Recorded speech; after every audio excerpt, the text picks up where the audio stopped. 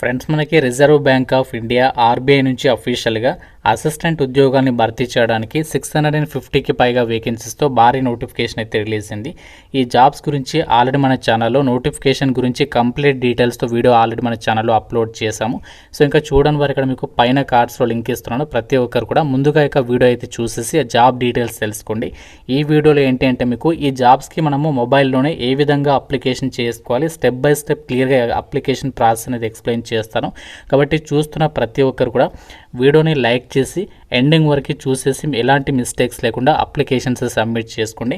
మీ నుంచి ఒకే ఒక లైక్ అయితే అడుగుతున్నాను. తప్పనిసరిగా ప్రతి ఒక్కరు లైక్ చేసి డెఫినెట్గా మీ ఫ్రెండ్స్ కూడా షేర్ చేయండి. 58,000కి పైగానే స్టార్టింగ్ సాలరీ ఉంటుంది. తెలుగు లోకల్ లాంగ్వేజ్ రావాలి. మన సొంత రాష్ట్రంలోనే జాబ్ పోస్టింగ్ కల్పిస్తున్నారు. ఎలాంటి ఎక్స్పీరియన్స్ కూడా అవసరం లేదు. సో కంప్లీట్ డీటెయిల్స్ అయితే చూడండి. ఇంపార్టెంట్ అప్డేట్, ఎవరైతే గవర్నమెంట్ జాబ్స్కి సంబంధించి ఇంటి దగ్గర నుంచి ఆన్లైన్లో ప్రిపేర్ కావాలి అనుకుంటున్నారో మీకోసం మన ఛానల్కి సంబంధించి మేము ఆర్కే లాజిక్స్ తరపున మీకు ఆన్లైన్లో క్లాసెస్ అయితే ప్రొవైడ్ చేస్తాము. అన్ని రకాల కోర్సెస్కి సంబంధించి మీకు జస్ట్ 999 రూపీస్కి 1 ఇయర్ వ్యాలిడిటీ అయితే ప్రొవైడ్ చేస్తాము. మీరు ఏ కోర్స్ అనేది తీసుకోండి, మీకు ఇందులో 999 రూపీస్కి 1 ఇయర్ వరకు కూడా వ్యాలిడిటీ అనేది ఉంటుందన్నమాట. బ్యాంక్, రైల్వేస్, ఎస్ఎస్సి అన్ని రకాల కాంపిటేటివ్ ఎగ్జామ్స్కి సంబంధించి కోర్సెస్ అనేవి అవైలబుల్లో ఉన్నాయి. ప్రతి ఒక్కరు మన ఆర్కే లాజిక్స్ యాప్ అనేది డౌన్లోడ్ చేసుకొని మీకు లింక్ అనేది డిస్క్రిప్షన్లో పిన్నెడ్ కామెంట్లో ఇచ్చాను. ఫ్రీ డెమో వీడియోస్ కూడా ఉన్నాయి యాప్లో. కంటెంట్ అనేది ఒకసారి చెక్ చేయండి. నచ్చితేనే కోర్స్ అనేది తీసుకొని ప్రిపేర్ అవ్వండి. లోకి వెళ్ళినట్లయితే మన ఇండియా యొక్క సెంట్రల్ బ్యాంక్ అయినటువంటి reserve bank of India RBI నుంచి అఫీషియల్గా February 16 రోజు యొక్క నోటిఫికేషన్ అనేది రిలీజ్ చేయడం అనేది జరిగింది. అసిస్టెంట్ ఉద్యోగాల్ని 650కి పైగా వేకెన్సీస్ని ఆల్ ఓవర్ ఇండియా వైడ్గా ఉన్నటువంటి ఆర్బీఐ ఆఫీసులలో ఈ యొక్క వేకెన్సీస్ని భర్తీ అయితే చేస్తున్నారు. ఇండియన్ సిటిజన్స్ అందరూ కూడా ఈ యొక్క వేకెన్సీస్కి అప్లై అయితే చేసుకోవచ్చు ఆన్లైన్లో. ఈ జాబ్స్కి అప్లై చేసే క్యాండిడేట్స్కి తెలుగు లోకల్ లాంగ్వేజ్ కంపల్సరీగా వచ్చి ఉండాలి అని చెప్పేసి నోటిఫికేషన్లో సో వాళ్ళే క్లియర్గా అయితే మెన్షన్ చేస్తున్నారు. ఇంపార్టెంట్ డేట్స్ విషయానికి వచ్చినట్లయితే February 16 నుంచి March 8 లోపు ఈ యొక్క వేకెన్సీస్కి మీరు అప్లై అయితే చేసుకోవాలి. సెలక్షన్లో భాగంగా మీకు ప్రిలిమినరీ ఎగ్జామ్ వచ్చేసి April 11న, మెయిన్ ఎగ్జామ్ వచ్చేసి June 7న అయితే కండక్ట్ అయితే చేయబోతున్నారు. సో ఈ యొక్క వేకెన్సీస్కి సంబంధించినటువంటి డీటెయిల్స్ని కూడా చెక్ చేసుకోవచ్చు. ఆల్ ఓవర్ ఇండియా వైడ్గా మనకి వేకెన్సీస్ అనేవి ఉన్నాయి. SC, ST, OBC, EWS, general category, PWD, ex servicemen ఇలా ప్రతి కేటగిరీకి వేకెన్సీస్ కేటాయించారు. మన సొంత రాష్ట్రంలోనే 2 తెలుగు రాష్ట్రాల వాళ్ళకి వేకెన్సీస్ అనేవి కేటాయించడం జరిగింది. ఇండియన్ సిటిజన్స్ అందరికీ అప్లై చేసుకోవడానికి ఛాన్స్ అనేది కల్పిస్తున్నారు. ఏజ్ లిమిట్ వచ్చేసి చూడండి ఇక్కడ February 1, 2026 కల్లా మీకు మినిమం 20 నుంచి 28 ఇయర్స్ లోపు ఏజ్ అనేది ఉండాలి. అండ్ మీకు క్యాస్ట్ వరకు కూడా ఏజ్ రిలాక్సేషన్స్ అనేవి అప్లికేబుల్ అవుతాయని చెప్పేసి ఇక్కడ జాబ్ డీటెయిల్స్లో ఇచ్చారు. క్వాలిఫికేషన్ ఏంటి అంటే మీరు మినిమం 50% మార్కులతోటి ఏ డిగ్రీ పాస్ అయినా అప్లికేషన్ చేసుకోవచ్చు. తెలుగులో చదవడం, రాయడం, మాట్లాడడం అనేది తప్పనిసరిగా వచ్చి ఉండాలని చెప్పేసి జాబ్ డీటెయిల్స్ నుండి చెప్తున్నారు. సెలక్షన్ ప్రాసెస్కి సంబంధించి కూడా ఇక్కడ మీరు ఎగ్జామినేషన్ ప్యాటర్న్ అనేది మీరు స్క్రీన్ పైన అయితే చెక్ చేసుకోవచ్చు. సో ఇప్పుడు మనము జాబ్స్కి సంబంధించి అప్లికేషన్ ప్రాసెస్లోకి వెళ్ళిపోదాం. సాలరీ చూడండి, మీకు స్టార్టింగ్లోనే ఎవ్రీ మంత్ 58,514 రూపీస్ మీకు సాలరీ అనేది ప్రొవైడ్ చేయడం అనేది జరుగుతుంది.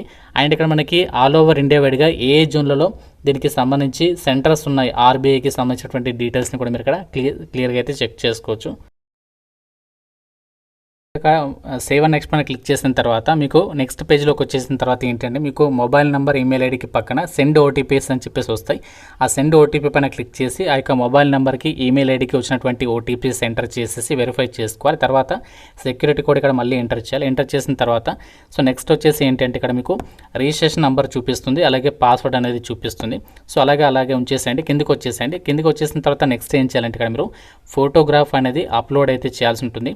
సో మీ యొక్క పాస్పోర్ట్ సైజ్ ఫోటోగ్రాఫ్ వచ్చేసి అది సైజ్ కూడా ఇక్కడ ఇచ్చారు 4.5 సెంటీమీటర్స్ ఇంటూ 3.5 సెంటీమీటర్స్ అని చెప్పేసి ఇచ్చారు. ఆల్రెడీ నేను ఇదివరకు ఆ ఫోటోగ్రాఫ్కి సంబంధించి ఎలా అప్లోడ్ చేయాలనేది iamresearcher.comలో సో మీకు ఆ వీడియో చేయడం జరిగింది. సో అక్కడ చూడకపోతే మీరు iamresearcher.comకి వెళ్ళేసి కూడా మీరు ఫోటో సిగ్నేచర్ అనేది అక్కడ సెట్ చేసుకోవచ్చు అనమాట, ఫైల్ సైజ్ కరెక్ట్ లేకుంటే. సో ఇక్కడ మీరు ఏం చేయాలంటే ఫోటో వచ్చేసి క్యాప్చర్ ఫోటో పైన క్లిక్ చేస్తే డైరెక్ట్గా మీ ఫోటో అనేది అప్లోడ్ చేయాలి. అంతేకాకుండా డైరెక్ట్గా మీరు ఇక్కడ క్లిక్ హియర్ టు స్కాన్ అని చెప్పేస్తుంది కదా, మీరు వేరే మొబైల్ తోటి క్యూఆర్ కోడ్ స్కాన్ చేసి కూడా ఆ ఫోటో అనేది మీరు అప్లోడ్ అయితే చేసేసేయచ్చు. చేసేసిన తర్వాత మీకు డైరెక్ట్గా ఆ యొక్క అప్లోడ్ చేసినటువంటి photo and live captured image అనేది ఇక్కడ డిస్ప్లే అవుతాయి. అయిన తర్వాత ఇక్కడ మీరు చెక్ బాక్స్ అనేది టిక్ మార్క్ చేయాలి. తర్వాత అలాగే సిగ్నేచర్ డాక్యుమెంట్ కూడా అప్లోడ్ చేయాలి. అయితే సిగ్నేచర్ డాక్యుమెంట్కి సంబంధించి కూడా ఎంత ఫైల్ సైజ్ ఉండాలి ఏంటి అనేది ఇక్కడ ఇన్స్ట్రక్షన్స్ ఇచ్చారు. గైడ్లైన్స్ పైన క్లిక్ చేసి ఒకసారి ఫైల్ సైజ్ అనేది చూసుకొని ఆ సిగ్నేచర్ అనేది అప్లోడ్ చేసిన తర్వాత ఈ చెక్ బాక్స్ టిక్ చేసేసి నెక్స్ట్ పైన క్లిక్ చేయాలి. ఫోటో అండ్ మనకి సిగ్నేచర్కి సంబంధించి ఫోటోగ్రాఫ్కి సంబంధించి మనకి ఇక్కడ ఫైల్ సైజ్ అనేది ఇవ్వలేదు. కాకుండా మనకి సిగ్నేచర్కి సంబంధించి మాత్రం మీరు కంపల్సరీగా 10 నుంచి 20 KB లోపు అయితే ఫైల్ సైజ్ అనేది సెట్ చేసుకొని పెట్టుకోండి. తర్వాత మీరు సేవ్ అండ్ నెక్స్ట్ పైన క్లిక్ చేసిన తర్వాత బేసిక్ డీటెయిల్స్లో ఫస్ట్ ఏంటంటే మీరు ఇక్కడ క్యాస్ట్ అనేది సెలెక్ట్ చేసుకోవాలి. సో ఇక్కడ మీరు కనుక క్యాస్ట్ మిస్టేక్ చేస్తే మాత్రం మళ్ళీ మనకి చేంజ్ చేసుకోవడానికి ఛాన్స్ అనేది లేదు అని చెప్పేసి క్లియర్గా చెప్తున్నారు. కాబట్టి మీరు కేర్ఫుల్గా అయితే కేటగిరీ అనేది సెలెక్ట్ చేసుకోండి. బీసీ వాళ్ళైతే ఓబీసీ. సో ఆ విధంగా మీరు ఇక్కడ క్యాస్ట్ అనేది సెలెక్ట్ చేసుకోవాలి. సో తర్వాత are you a person with benchmark disability of 40% and above అని చెప్పేసి ఇచ్చారు ఇక్కడ. సో మీరు ఒకవేళ 40% కంటే ఎక్కువగా మీరు డిసేబిలిటీ కలిగిన వాళ్ళు అయితే ఎస్ పెట్టాలి, లేకుంటే సింపుల్గా నో అని చెప్పేసి పెట్టాలి. సో తర్వాత నెక్స్ట్ ఇక్కడ నేచర్ ఆఫ్ డిసేబిలిటీ ఇది ఏం అవసరం లేదు. ఫస్ట్ ఇక్కడ నో పెట్టాం కాబట్టి ఇవన్నీ కూడా మనకి అలాగే ఉంటాయి, ఇన్యాక్టివ్ ఇలా ఉంటాయి అన్నమాట. తర్వాత ఇవి కూడా మనము ఏం సెలెక్ట్ చేయాల్సినటువంటి పని లేదు. సో ఇవన్నీ కూడా స్కిప్ చేసేసేయండి. నెక్స్ట్ వచ్చేసి ఏంటంటే సో ఇక్కడ మీరు are you a persons with specified disability అని చెప్పేసి ఉంటుంది. ఇది కూడా మీరు నో అని చెప్పేసి పెట్టేసేయండి. సో పెట్టేసిన తర్వాత నెక్స్ట్ ఇక్కడ describe of details of scribe for preliminary exam అని చెప్పేసి ఉంటుంది. ఇది కూడా వదిలేసేయండి. నెక్స్ట్ వచ్చేసి ఇంకా కొంచెం కిందికి స్క్రోల్ చేసిన తర్వాత నెక్స్ట్ ఇక్కడ are you an ex service man అని చెప్పేసి అడుగుతుంది. ఇక్కడ మీరు ఎక్స్ సర్వీస్ మ్యాన్ అయితే ఎస్ పెట్టండి, లేకుంటే నో అని చెప్పేసి పెట్టండి. సో తర్వాత ఇది కూడా నో అని చెప్పేసి పెట్టేసేయండి. తర్వాత ఇక్కడ మీరు are you a dependent of defence person అని చెప్పేసి ఉంటుంది. ఇది కూడా నో అని చెప్పేసి ఇచ్చేసేయండి. సో ఇచ్చేసిన తర్వాత ఇక్కడ చూడండి are you a seeking relaxation under widow or divorced women or ఇలాంటి కేటగిరీకి చెందిన వాళ్ళు అయితే అంటే మీరు విడో కానీ డైవర్స్డ్ ఉమెన్ అయితే ఎస్ పెట్టండి, లేకుంటే నో అని చెప్పేసి పెట్టండి. సో తర్వాత వచ్చేసి are you a current staff of RBI. So మీరు ప్రజెంట్ ఆర్బీఐలో వర్క్ చేస్తున్నట్లయితే ఎస్ పెట్టండి, లేకుంటే నో అని చెప్పేసి పెట్టండి. సో తర్వాత are you a next employee of RBI. So yes అయితే ఎస్, నో అయితే నో పెట్టండి. సో తర్వాత నేషనాలిటీ మనము ఇండియన్ కాబట్టి ఇండియన్ చెప్పేసి పెట్టాలి. సో తర్వాత వచ్చేసి consent to Aadhaar verification yes అని చెప్పేసి ఇచ్చేసి దానికి సంబంధించి మన ఆధార్ కార్డ్ నెంబర్ ఉంటుంది కదా, ఆధార్ కార్డ్ నెంబర్ అనేది ఇవ్వాలి. తర్వాత వచ్చేసి ఇక్కడ మీరు పాన్ నెంబర్ కూడా ఇవ్వాల్సి ఉంటుంది. సో నెక్స్ట్ వచ్చేసి ఏంటంటే select the office you are applying for. మీరు ఇక్కడ ఆర్బీఐ అసిస్టెంట్ ఉద్యోగాలను మనకి ఆల్ ఓవర్ ఇండియా వైడ్గా అహ్మదాబాద్, బెంగళూరు, భూపాల్, భువనేశ్వర్, చండీగఢ్, చెన్నై, గువాహతి, హైదరాబాద్. సో మనకి ఇక్కడ ఇలా చాలా లొకేషన్స్ ఉన్నాయి. మన తెలుగు వాళ్ళు అయితే హైదరాబాద్ పెట్టుకోండి. సో తర్వాత వచ్చేసి ఎగ్జామినేషన్ సెంటర్స్కి సంబంధించి ఇక్కడ ఆప్షన్ సెలెక్ట్ చేసుకోవాలి. Preliminary examination preference 1. So first preference exam అనేది ప్రిలిమినరీ ఎక్కడ రాయాలనుకుంటున్నారో అది సెలెక్ట్ చేసుకోవాలి. సో ఏపీ వాళ్ళకి ఏపీలోనే ఉంటాయి, తెలంగాణ వాళ్ళకి తెలంగాణలో ఉంటాయి. కాబట్టి సో మీరు ఏపీ వాళ్ళైతే ఇక్కడ ఏ లొకేషన్స్ ఉన్నాయో దగ్గరగా అది సెలెక్ట్ చేసుకోండి. ఇక్కడ అనేది తెలంగాణ కాబట్టి హైదరాబాద్ పెట్టుకున్నాను. సో తర్వాత ఎగ్జామినేషన్ సెంటర్ నాకు నియరెస్ట్ ప్లేస్ అయితే సెలెక్ట్ చేసుకుంటున్నాను. సో కరీంనగర్. తర్వాత ఆ విధంగా మీకు ఏది దగ్గర ఉంటే అది సెలెక్ట్ చేసుకోవాలి. సో తర్వాత 4 ఆప్షన్స్ అయితే ఉన్నాయి ప్రిఫరెన్స్ పెట్టుకోవడానికి. సో ఆ విధంగా మీరు 4 ప్రిఫరెన్సెస్ అయితే పెట్టేసుకోండి. సో తర్వాత వచ్చేసి మెయిన్ ఎగ్జామ్ కూడా 4 ప్రిఫరెన్సెస్ ఉన్నాయి. ఆ విధంగా మీరు ఎగ్జామ్ సెంటర్స్ మెయిన్ ఎగ్జామ్స్ కూడా ప్రిఫరెన్సెస్ సెంటర్స్ పెట్టేసేయండి. తర్వాత వచ్చేసి ఇక్కడ చూడండి జాగ్రత్తగా ఇది are you proficient in the language of the state or any of the state of falling under the recruiting office yes పెట్టండి. సో ఎందుకంటే మనకు లోకల్ లాంగ్వేజ్ వస్తేనే అప్లై చేస్తున్నాం కాబట్టి ఎస్ పెట్టాలి. తర్వాత ఏ లాంగ్వేజ్ ఆఫ్ ఎల్పిటి. సో మనకి హైదరాబాద్కి లోకల్ లాంగ్వేజ్ ఏంటి తెలుగు కాబట్టి తెలుగు సెలెక్ట్ చేసుకోవాలి ఇక్కడ. తర్వాత రిలీజియన్. సో మీ రిలీజియన్ ఏంటి, హిందూవా, ముస్లిమా, క్రిస్టియనా, ఏదైతే పెట్టుకొని నేను హిందూ కాబట్టి హిందూ పెట్టేశాను. తర్వాత personal details. So personal details దగ్గర ఏంటి అంటే ఇక్కడ మీరు డేట్ ఆఫ్ బర్త్ ఇవ్వాలి. సో ఇక్కడ డేట్ ఆఫ్ బర్త్ దగ్గర డేట్, మంత్, ఇయర్ అనేది ఇక్కడ ఇచ్చేసేయండి. సో ఇచ్చేసిన తర్వాత జెండర్ సెలెక్ట్ చేసుకోవాలి. సో జెండర్ అయితే మేల్ అయితే మేల్, ఫీమేల్ అయితే ఫీమేల్. తర్వాత మీరు ట్విన్ బ్రదర్ ఆర్ సిస్టర్ అయితే ఎస్ పెట్టండి, లేకుంటే నో అని చెప్పేసి పెట్టండి. తర్వాత మీరు మ్యారీడా అన్మ్యారీడా సెలెక్ట్ చేసుకోవాలి. ఇక్కడ నేను అన్మ్యారీడ్ కాబట్టి అన్మ్యారీడ్ పెట్టాను. సో తర్వాత ఫాదర్ నేము, తర్వాత మదర్ నేమ్ ఏంటి. సో ఒకవేళ మీరు మ్యారీడ్ అయితే స్పౌస్ నేమ్ అనేది ఇవ్వాలి. సో స్పౌస్ అంటే మీ యొక్క వైఫ్ నేమ్ అనమాట. సో తర్వాత వచ్చేసి address for correspondence. Address for correspondence అంటే ఏం లేదు, మీ ప్రజెంట్ ఉన్నటువంటి అడ్రస్ అనేది ఇక్కడ ఇచ్చేసేయండి. ఇచ్చేసిన తర్వాత సో ఆల్రెడీ మీరు పర్మనెంట్ అడ్రస్ కరెస్పాండెన్స్ అడ్రస్ ఒకటే అయినట్లయితే ఒక చెక్ బాక్స్ అనేది టిక్ మార్క్ చేయాలి. లేకపోతే వేరు ఉంటే మాత్రం ఆ డీటెయిల్స్ ర్యాండమ్గా మీరు ఎంటర్ చేయాల్సి ఉంటుంది అనమాట. సో ఇచ్చేసిన తర్వాత choose the address for GST invoicing ఏదో ఒక అడ్రస్ పెట్టేసేయండి. తర్వాత నెక్స్ట్ వచ్చేసి బ్యాంక్ డీటెయిల్స్కి సంబంధించి ఇక్కడ మీ యొక్క నేమ్ ఇవ్వాలి, తర్వాత బ్యాంక్ అకౌంట్ నెంబర్, తర్వాత దానికి సంబంధించి bank branch name, type of account, FSC కూడా ఇవన్నీ ఇచ్చేసిన తర్వాత సో నెక్స్ట్ ఇక్కడ మీకు ఫీజు చూపిస్తుంది.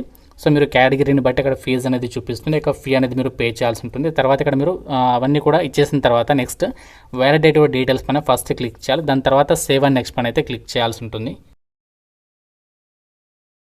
మనము ఎడ్యుకేషనల్ క్వాలిఫికేషన్కి సంబంధించి అంటే డిగ్రీకి సంబంధించి డీటెయిల్స్ ఇవ్వాల్సి ఉంటుంది. మనకి ఫిబ్రవరి 1, 2026 కల్లా ఎవరైతే గ్రాడ్యుయేషన్ కంప్లీట్ చేసినటువంటి వాళ్ళు ఉన్నారో వాళ్ళందరూ కూడా అప్లై అయితే చేసుకోవచ్చు. మినిమం మీరు 50% మార్కులతో డిగ్రీ పాస్ అయినా అప్లై చేసుకోవడానికి ఛాన్స్ ఉంటుంది. సో ప్రజెంట్ ఎవరైతే ఫైనల్ ఇయర్ చదువుతున్నారో వాళ్ళకి మాత్రం ఛాన్స్ అయితే లేదనమాట. ఇక్కడ మీరు 10th ఇంటర్ అవసరం లేదు, జస్ట్ డిగ్రీకి సంబంధించి మీరు ఏ విభాగంలో కంప్లీట్ చేశారు, ఇయర్ ఆఫ్ పాసింగ్, ఎన్ని పర్సెంటేజ్ ఆఫ్ మార్క్స్ వచ్చాయి, ఏ యూనివర్సిటీలో కంప్లీట్ చేశారు, అండ్ క్లాస్ అంటే ఇక్కడ మీరు ఫస్ట్ మినిమం 60% మార్కులు ఉంటే సో ఫస్ట్ క్లాస్ సెలెక్ట్ చేసుకోవాలి. తర్వాత మీరు మిగతా క్వాలిఫికేషన్స్ కూడా ఇవ్వాలనుకుంటే ఇవ్వండి, లేకుంటే అవసరం లేదు అది. తర్వాత do you have knowledge of word processing అని పీసీ, సో కంప్యూటర్కి సంబంధించి నాలెడ్జ్ ఉందా, ఎస్ పెట్టండి. సో ఒక లేకుంటే నో పెట్టండి. ఎస్ పెడితే దానికి సంబంధించి కంప్యూటర్ నాలెడ్జ్ దేనిలో ఉంది అది ఇక్కడ ఇవ్వాలి. ఒకవేళ పీజీడీసీ ఉంటే పీజీడీసీ, డీసీ ఉంటే డీసీ, ఏది ఉంటే అది పెట్టండి. తర్వాత work experience details as on 1 ఫిబ్రవరి 2026, ఇక్కడ మీరు ఎక్స్పీరియన్స్ ఉంటే పెట్టండి, లేకుంటే నో అని చెప్పేసి పెడితే సరిపోతుంది. ఇక్కడ సింపుల్గా ఫ్రెషర్స్ కూడా అప్లై చేసుకోవచ్చు, ఎలాంటి టెన్షన్ పడాల్సినటువంటి అవసరం లేదు. ఒకవేళ ఎక్స్పీరియన్స్ ఉంటే ఆ డీటెయిల్స్ ఇవ్వాలి, లేకుంటే సింపుల్గా నో పెడితే సరిపోతుంది. తర్వాత languages known, so languages known అంటే ఏం లేదు, ఇక్కడ మీరు ఏమేమి లాంగ్వేజెస్ వస్తాయో ఆ లాంగ్వేజెస్ ఇక్కడ ఇవ్వాలి. తెలుగు వస్తుంది కాబట్టి తెలుగు సెలెక్ట్ చేసుకోవాలి. తర్వాత హిందీ అనేది ఇక్కడ ఎంటర్ చేయాలి. తర్వాత ఇంగ్లీష్. సో ఈ 3 లాంగ్వేజెస్ ఎంటర్ చేసిన తర్వాత మీకు తెలుగుకి సంబంధించి రీడింగ్ స్కిల్స్ ఉంటే ఇది సెలెక్ట్ చేసుకోవాలి. తర్వాత రైటింగ్ స్కిల్స్ ఉంటే అది సెలెక్ట్ చేయాలి. తర్వాత స్పీకింగ్ స్కిల్స్ ఉంటే ఆ విధంగా. సో ఆ విధంగా మనకు ఆప్షన్స్ ఈ విధంగా ఎనేబుల్ చేసుకోవాలన్నమాట. సో తర్వాత వచ్చేసి వ్యాలిడేట్ యువర్ డీటెయిల్స్ పైన క్లిక్ చేయాలి. అన్నీ కూడా కరెక్ట్గా ఇచ్చారనుకుంటే సో ఒక మీరు ఇచ్చేటప్పుడు ఏంటి అంటే మీరు అక్కడ ఆ యొక్క ఏదైతే నేమ్ ఇస్తారో నేమ్ పక్కన మీరు స్పేస్ అయితే వదిలేదు. స్పేస్ వదిలేస్తే ఏంటంటే ఎర్రర్ చూపిస్తుంది, గమనించండి. స్పేస్ అనేది వదలద్దు. సో నేమ్ ఇచ్చేసిన తర్వాత మొత్తం కూడా బ్యాక్ వచ్చేసేసి తర్వాత అప్పుడు మీరు వ్యాలిడేట్ యువర్ డీటెయిల్స్ పైన క్లిక్ చేస్తే అప్పుడు మనకి ఎర్రర్ అనేది పోతుందన్నమాట. తర్వాత మీరు సేవ్ అండ్ నెక్స్ట్ పైన క్లిక్ చేయాలి. మనకి ఈ విధంగా అయితే వచ్చేస్తుంది అనమాట. పైన ఇప్పటివరకు ఏదైతే డీటెయిల్స్ ఇచ్చారో ఇది వరకు ఆ డీటెయిల్స్ ఇచ్చిన తర్వాత ప్రివ్యూ పేజ్ అనేది వచ్చేస్తుంది. సో ప్రివ్యూ పేజ్లో ఏంటంటే అన్నీ కూడా చూపిస్తుంది. ఇప్పటివరకు మీరు ఏదైతే డీటెయిల్స్ ఇచ్చారో అన్నీ కూడా ప్రాపర్గా ఇచ్చారో మళ్ళీ ఒకసారి చెక్ చేసుకొని సో ఒక చెక్ బాక్స్ అనేది టిక్ మార్క్ చేసేసి సో కంప్లీట్ రిజిస్ట్రేషన్ పైన క్లిక్ చేయాలి. సో కంప్లీట్ రిజిస్ట్రేషన్ పైన క్లిక్ చేయడం మనకి అప్లికేషన్ కంప్లీట్ అవ్వదు, ఫీజు కూడా పే చేయాల్సి ఉంటుంది. అండ్ ఇంకా మనకి ఫర్దర్గా కూడా చెప్తాను.